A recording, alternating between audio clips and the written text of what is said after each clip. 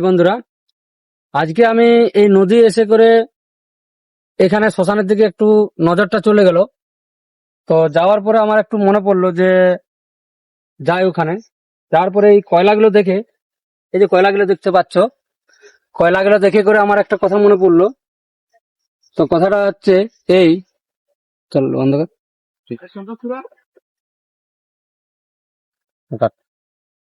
আমরা কবুদিনও ভাবতে পারি না আমাদেরও এরকম অবস্থা হবে। তো কি বলবো, আমরা সংসারের মায়ামোহতে এমনই ফেঁসে গেছি বা ফেঁসে আছি, মানে টাকা পয়সা কামাবার জন্যে ব্যস্ত। তো আমাদের মানে এরকম অবস্থা হবে আমরা কেউ ভাবিনি। মানে জানি জন্ম হয়েছে যখন মৃত্যু হবেই, কিন্তু এরকম অবস্থা হবে আমাদের ভাবিনি।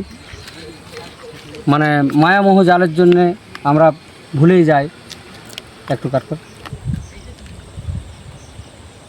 তো একটা কথা বলছি, মন দিয়ে শোনো। তো আমাদের এত অহংকার কিসের? মানে মানুষের দু পয়সা হয়ে গেলে মানুষকে আর মানুষ বলে গ্রাহ্য করে না। মানে কি বলবো তখন, মানে মানুষের ডানা বেরিয়ে যায়, মানে মানুষকে মানুষ বলে আর গণ্য করে না।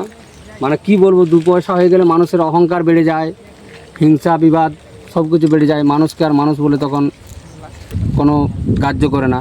আর এই যে মানে লাস্ট পজিশন, সেই আমাদের এখানে আসতে হবে, মানে তার চিন্তাধারা নেই। সে ভাবে যে আমি এই একজন।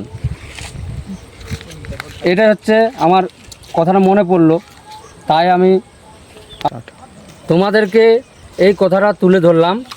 সেই তো দেহটা এখানেই আসবে, তাতে আবার অহংকার আমাদের কিসের?